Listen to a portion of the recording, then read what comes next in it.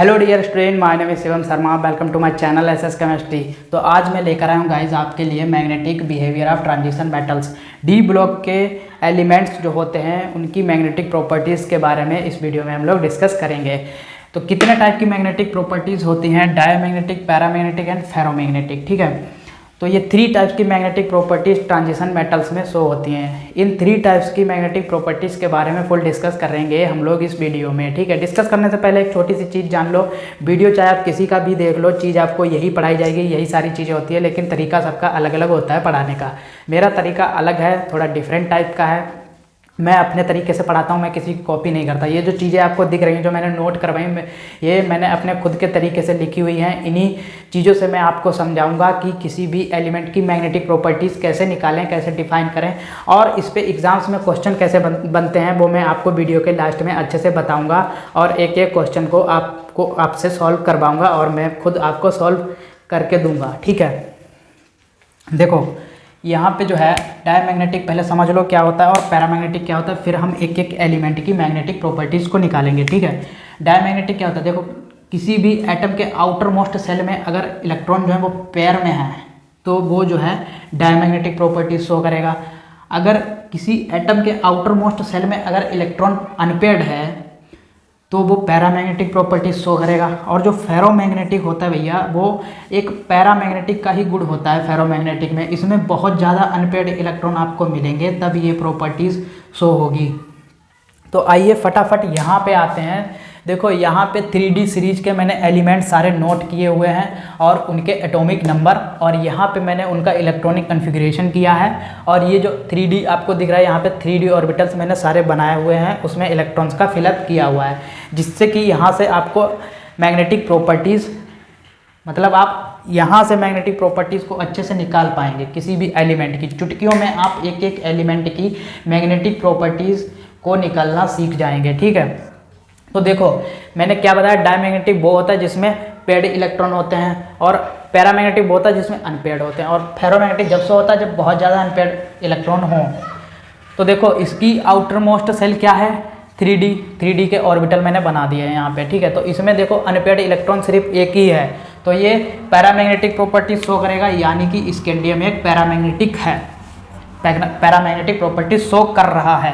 यहाँ पे देखो 3D में 2 इलेक्ट्रॉन है। अब आप सोच रहे हैं कि भाई यहाँ पे तो 2 इलेक्ट्रॉन है, तो हम दोनों इसी में क्यों नहीं भर देते? लेकिन ऐसा नहीं भरना है, इसमें हुंड रूल फॉलो होता है। इसमें जो है हुंड रूल फॉलो होता है, हुंड रूल के अकॉर्डिंग ही हमको इलेक्ट्रॉन्स का फिलअप करना होता है। हुंड रूल क्या कहता है भाई, हम पहले एक एक इलेक्ट्रॉन भरेंगे, और जब हम यहाँ तक पूरा ऑर्बिटल फिल हो जाएगा एक एक इलेक्ट्रॉन से, तब दूसरा यहाँ से मतलब इलेक्ट्रॉन फिल करना स्टार्ट करेंगे। ठीक है, तो आप आई होप आप अच्छे से समझ गए होंगे हुंड रूल।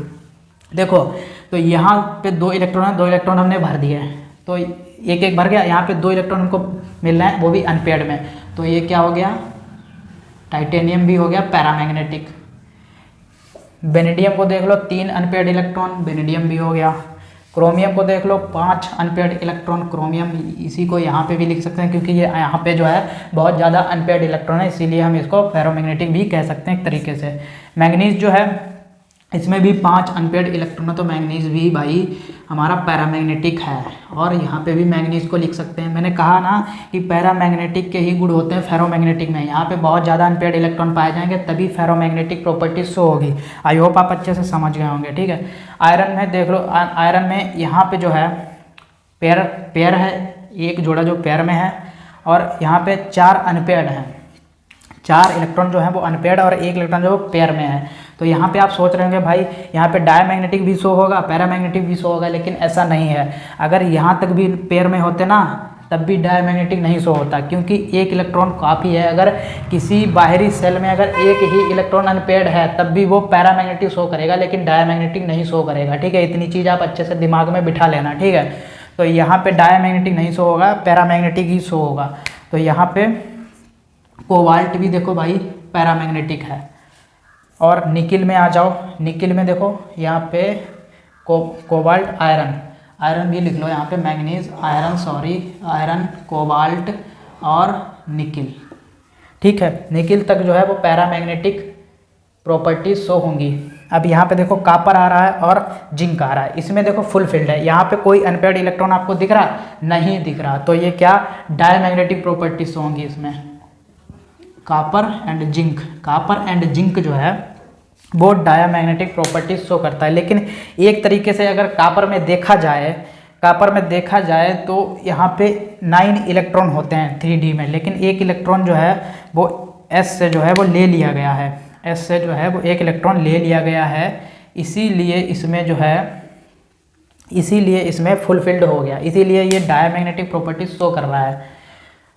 तो आई होप आप अच्छे से इसकी मैग्नेटिक प्रॉपर्टीज़ के बारे में समझ गए होंगे। अब आपको ये जानना बहुत ज़रूरी है कि इसमें मतलब एग्जाम्स में कैसे क्वेश्चन बनते हैं इस पे, ठीक है। तो देखो क्वेश्चन इस तरीके से बनते हैं, आपको सॉरी इसको रहने दो, ऐसे रहने दो। आपको जैसे यहाँ पे स्कैंडियम दे दिया होगा, ठीक है, स्कैंडियम दे दिया होगा, और यहाँ पे मैंगनीज दे दिया होगा, ठीक है, आयरन और यहाँ पे जिंक। अब आपसे यहाँ पे ये चीज़ पूछ दी गई होगी कि इन चारों में से कौन सा एक एलिमेंट है जो डायमैग्नेटिक प्रॉपर्टी शो कर रहा है, ठीक है। तो अगर आपको ये चीज़ आती है अच्छे से तो आई होप आप अच्छे से यहाँ पे मैग्नेटिक प्रॉपर्टीज़ को निकाल पाएंगे, ठीक है।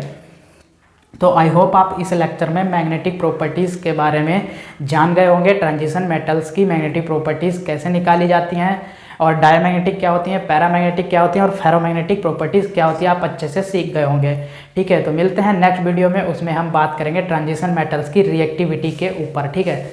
तो thank you for watching my video.